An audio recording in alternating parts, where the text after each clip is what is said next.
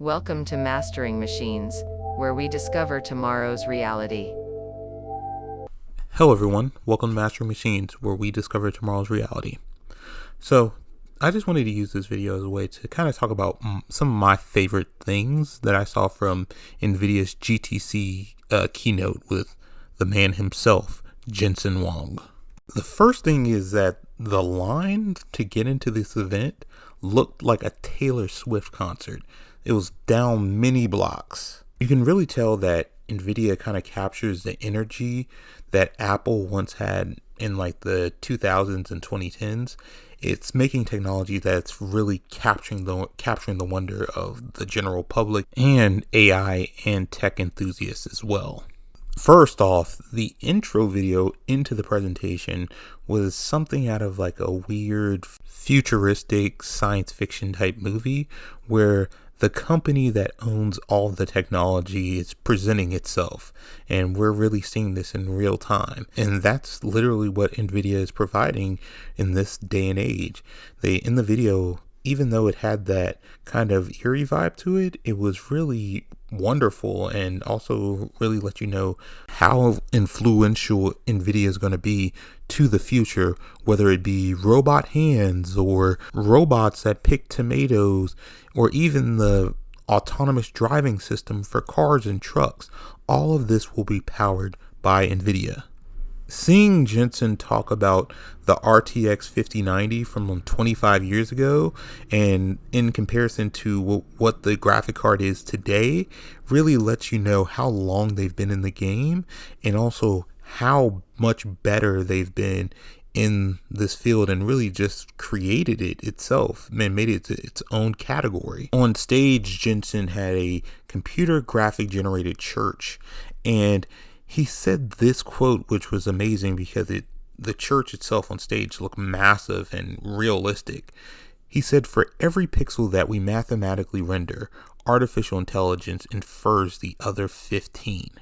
That lets you know how powerful these chips are and how incredible they are going to be to the future of media and graphical design.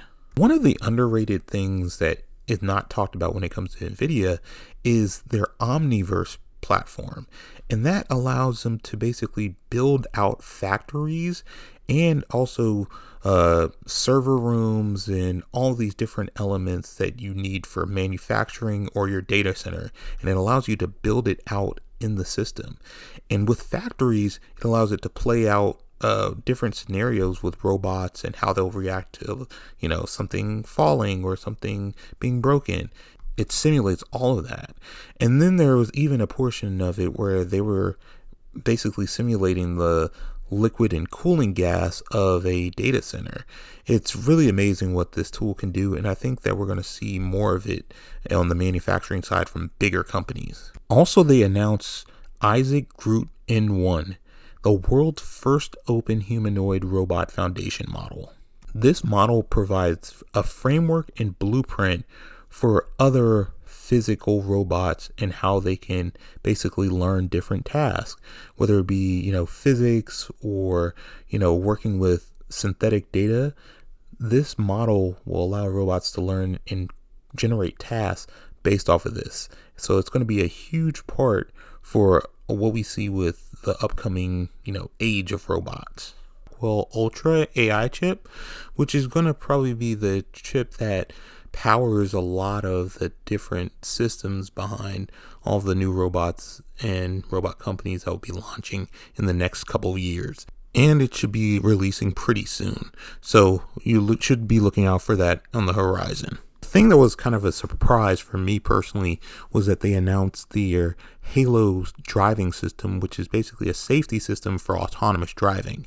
And it has something like 7 million lines of code that was analyzed by third parties. So it's really interesting that they're also taking the safety approach as well and understanding there is a market for safety.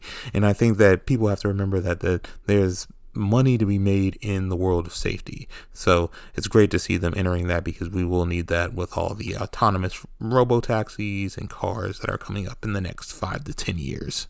The last thing I want to mention that really got me excited was the robot at the end of the presentation, which is a Disney robot that looks heavily inspired by a lot of the Star Wars movies and even a little bit of WALL-E.